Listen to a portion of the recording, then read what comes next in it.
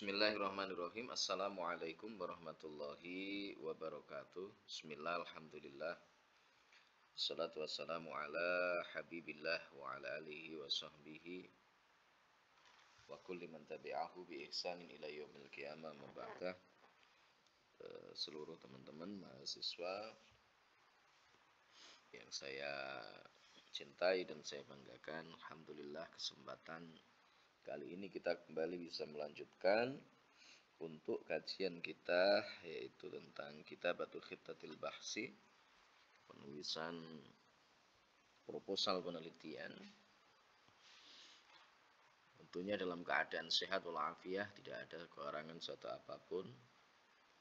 Semoga diridhai oleh Allah, diberikan ilmu yang barokah, yang manfaat di dunia wa dunya wal akhirah. Salawat salam semoga terlimpah ruah kepangkuan baginda agung Muhammad sallallahu alaihi wasallam yang kita nanti-nantikan syafaatnya fi yaumina hadza ila yaumil qiyamah. Selanjutnya untuk topik kita pada kesempatan kali ini adalah latar belakang masalah.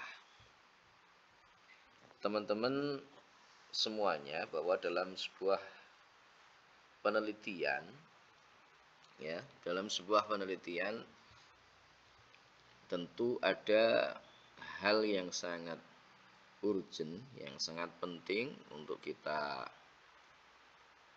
ketahui bersama, yaitu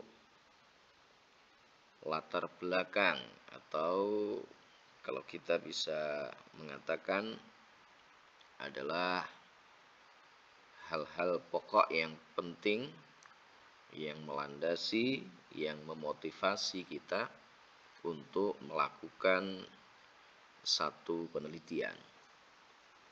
Nah, tentunya latar belakang ini selain ada di penelitian yang kita lakukan, itu juga ada di proposal penelitian yang akan kita susun. Nah, apa sebenarnya maksud dari latar belakang masalah itu?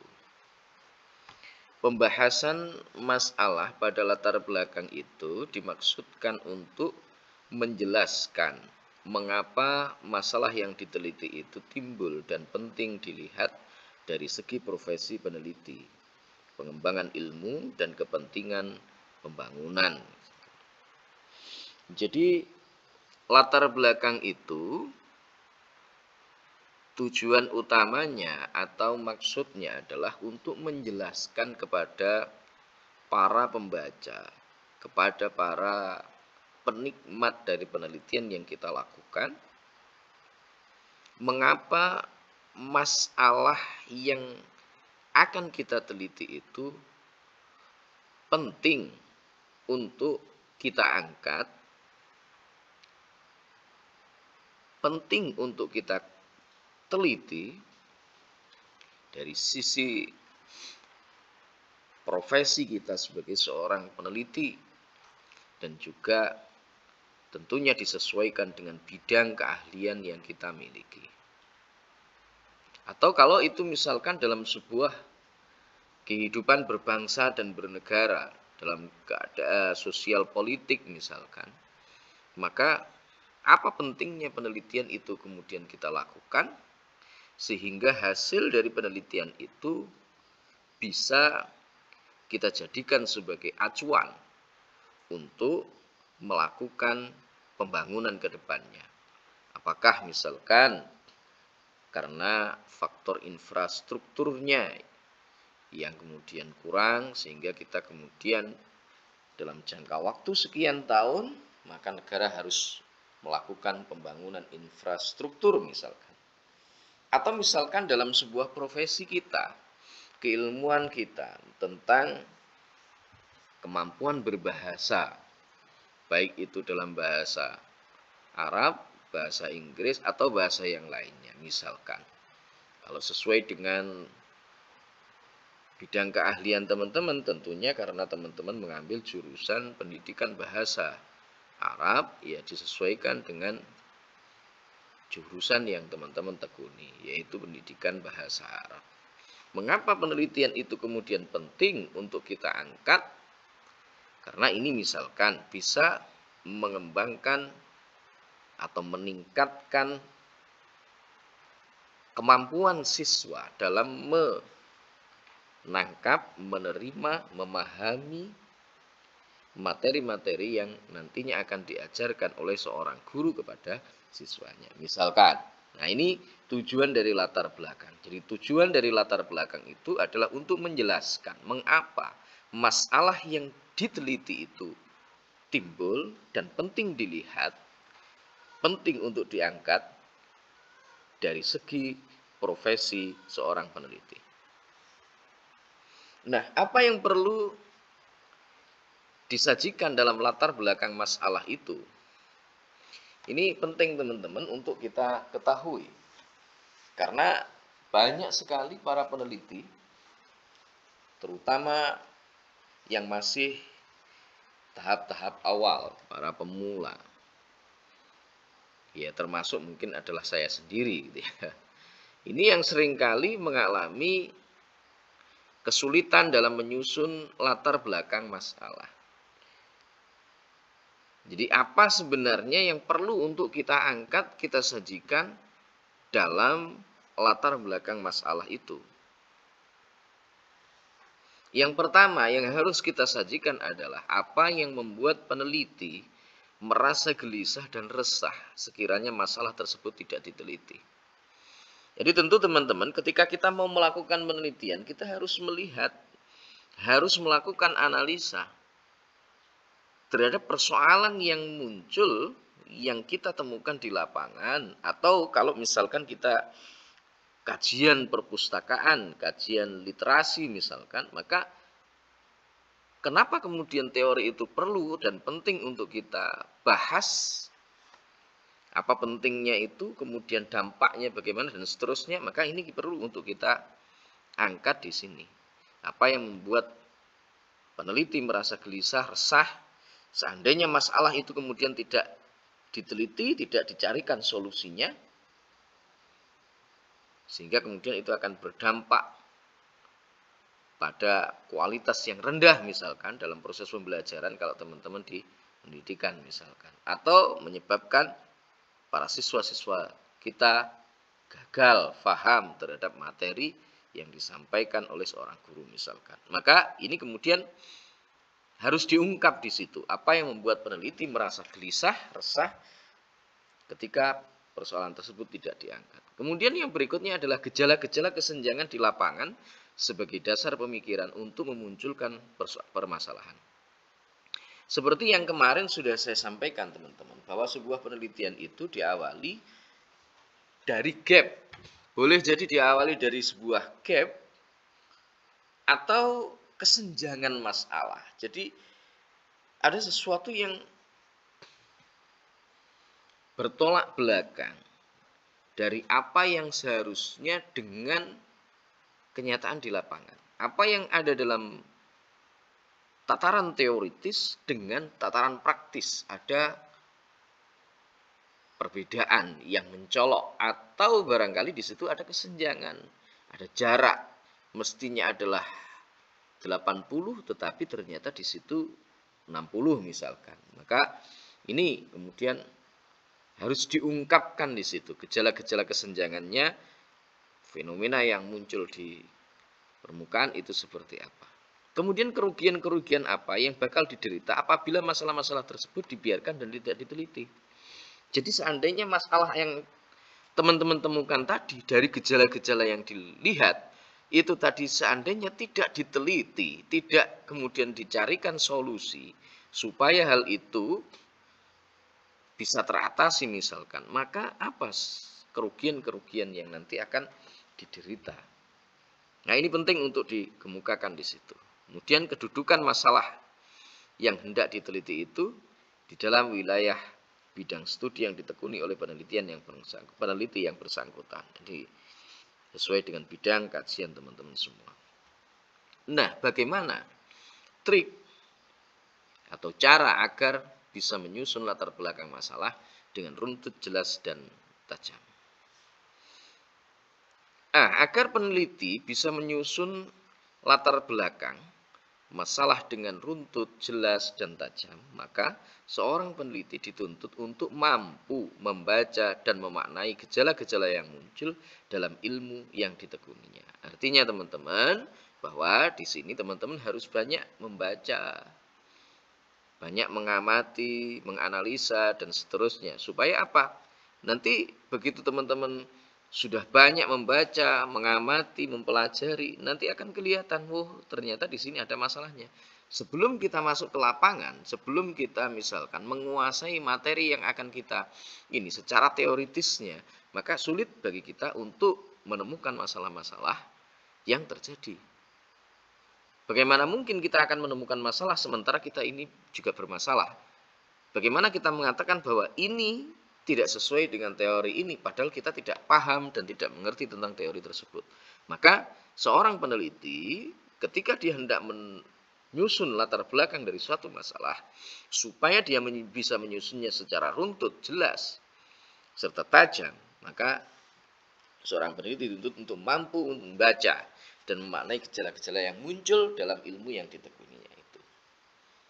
Jadi nanti kalau kita menyusun latar belakang, itu konsepnya adalah dari umum ke khusus. Jadi dari gejala-gejala yang umum sampai kemudian mengerucut sampai nanti mengarah kepada judul yang kita angkat. Gitu ya. Jadi ini harus kita pahami itu. Berikutnya, seorang peneliti harus memiliki pengetahuan yang luas dan terpadu mengenai teori-teori dan hasil-hasil penelitian terdahulu yang terkait dengan penelitian yang diangkat. Hal ini merupakan syarat mutlak.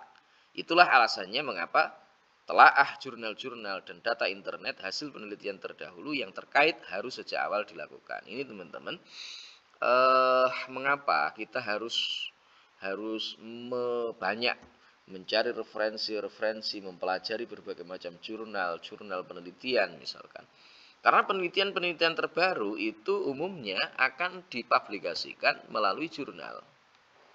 Nah, begitu teman-teman semuanya mengakses berbagai macam jurnal dengan berbagai macam variannya, maka tentu teman-teman akan semakin tahu bahwa oh ini penelitian ini pernah diangkat, penelitian ini sudah diangkat dulu konsentrasinya atau fokusnya adalah pada masalah-masalah ini misalkan.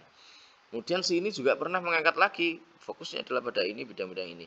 Nah, kalau seandainya saya harus mengangkat lagi topik yang sama, maka apa yang kemudian menjadi titik pembeda antara penelitian yang saya lakukan dengan penelitian yang telah dilakukan oleh para peneliti sebelumnya? Maka disinilah teman-teman, kita dituntut untuk memiliki pengetahuan yang cukup, yang memadai terhadap persoalan-persoalan teori, kemudian hasil penelitian dari para peneliti sebelumnya, supaya tidak terjadi pengulangan terhadap penelitian yang sudah ada. Nah, ini banyak juga ya yang terjadi pengulangan terhadap penelitian yang sebelumnya sudah dilakukan. Nah, ini penting untuk kita ketahui di sini. Maka sebelum teman-teman ini banyak membaca jurnal mulai dari sekarang, mumpung ini masih semester 5. Nanti semester 6, semester 7 teman-teman buat proposal, itu sudah siap semuanya. Ketika teman-teman tentunya sudah banyak referensi, sudah banyak untuk melakukan kajian-kajian mengenai bidang yang akan teman-teman angkat sebagai sebuah penelitian. Banyak baca dulu, baru kemudian nanti akan menemukan, oh ini yang harusnya saya angkat, seterusnya.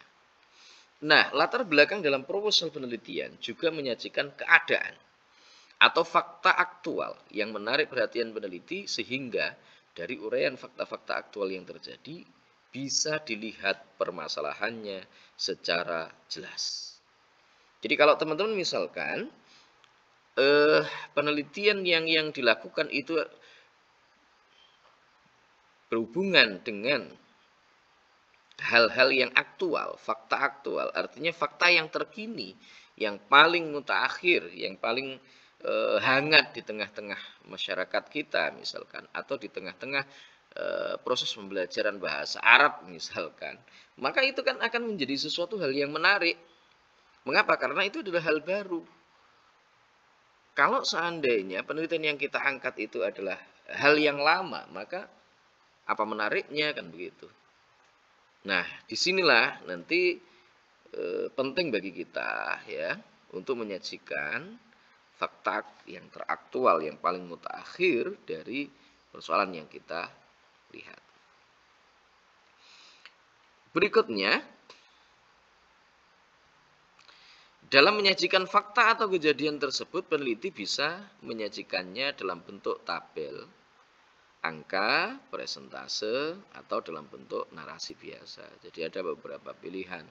Kalau memang membutuhkan tabel, ya boleh dengan tabel. Perlu angka, karena ada data-data statistik yang kita gunakan misalkan, maka boleh-boleh juga, sah.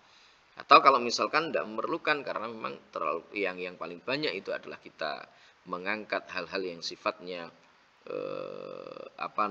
deskriptif, analisis, dan lain seterusnya, maka dalam bentuk narasi itu tidak masalah. Nah, fakta-fakta yang ditampilkan dalam bentuk tabel, angka, presentase sebaiknya mewakili komunitas atau kelompok populasi yang hendak diteliti untuk lebih menjelaskan permasalahan yang akan diteliti. Maka ini teman-teman barangkali sudah dipelajari di metodologi penelitian.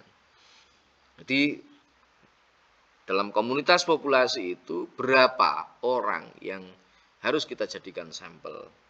Nah, bagaimana kemudian cara kita mengambil sampel tersebut?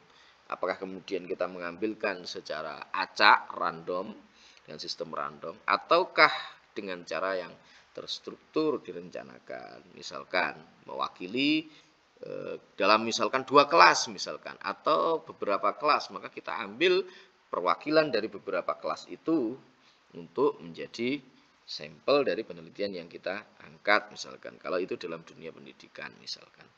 Atau misalkan kalau tidak demikian, misalkan kita di tengah-tengah lapangan misalkan ya, maka sebaiknya kita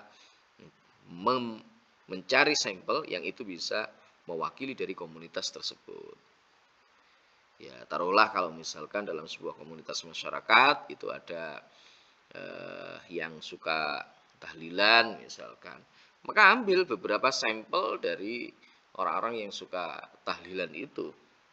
Kemudian kita melakukan penelitian, memberikan wawancara atau angket dan seterusnya. Maka diambil beberapa sampel yang memang itu mewakili mereka. Boleh jadi tokohnya ya, atau mungkin ya tokohnya itu penting, tokoh itu akan mewakili dari sebuah komunitas karena dia adalah otak di balik ini. Atau misalkan beberapa orang yang punya peran kunci dalam sebuah kegiatan misalkan. Nah, kesimpulannya bagaimana teman-teman? Jadi, di dalam latar belakang masalah ini, seorang peneliti harus melakukan analisis masalah. Diteliti dulu masalahnya apa. Sehingga permasalahan menjadi jelas. Jangan sampai kita meneliti tetapi masalahnya nggak ada. Atau kita memaksakan masalah itu ada, gitu ya. Jadi kadang-kadang ada penelitian tentang metode pembelajaran, sebuah teori atau metode pembelajaran bahasa Arab misalkan di sebuah sekolah, yaitu dengan penggunaan thoriqah al-mubasyirah misalkan. Padahal di sekolahan tersebut tidak pernah digunakan thoriqah al-mubasyirah. Maka tentu ini kemudian memaksakan. Misalkan mau meneliti tentang thoriqah al-lu'bah, teori tentang metode bermain dalam pembelajaran bahasa Arab. Sementara di sekolahan yang diteliti itu tidak ada thoriqah al-lu'bah. Misalkan gitu ya. Atau gurunya tidak pernah menggunakan itu. Hanya kemudian gurunya menggunakan begitu teman-teman peneliti datang ke sana. Misalkan. Ini kan kacau. Karena sesungguhnya masalah itu tidak ada, kemudian masalah itu diadakan karena teman-teman akan mengangkat penelitian mengenai hal itu. Jadi harus ada survei awal terlebih dulu sebelum kita mengangkat sebuah topik masalah di dalam penelitian itu. Paling tidak teman-teman berkunjung ke sana misalkan, memperhatikan bagaimana guru itu mengajar dan seterusnya. Oh, ternyata guru ini menggunakan thoriqah ini. Baru kemudian ketika teman-teman sudah tahu, oh berarti Ustadz ini menggunakan thoriqah ini. Kalau begitu, saya akan meneliti tentang ini. Karena saya perhatikan dari ini misalkan, loh kenapa kok nilainya kok pada jelek semuanya? Misalkan. atau sebagian besar di antara mereka itu ternyata nilainya kok seperti ini. Nah, baru kemudian ini akan dilakukan penelitian. Nah, menggali berbagai macam teori, informasi, kemudian penelitian-penelitian jurnal yang terbaru mengenai thoriqoh atau mungkin metode yang atau mungkin mengenai masalah yang teman-teman lihat di lapangan kala itu, ya. Ini. Jadi kalau nanti teman-teman melakukan hal itu, maka permasalahan yang ada di dalam penelitian itu akan menjadi jelas. Melalui analisis masalah tersebut, peneliti harus dapat menunjukkan dan membuktikan adanya suatu penyimpangan dan menuliskan mengapa masalah tersebut perlu dan penting untuk diteliti. Begitu ya. Jadi, terima kasih. Itu untuk topik kita di pertemuan kali ini. Semoga bermanfaat. Mohon maaf atas segala kekurangan. Billahi taufiq wal hidayah. Wa min Rasul sallallahu alaihi wasallam asyafa wa tarbiyah. Assalamualaikum warahmatullahi wabarakatuh.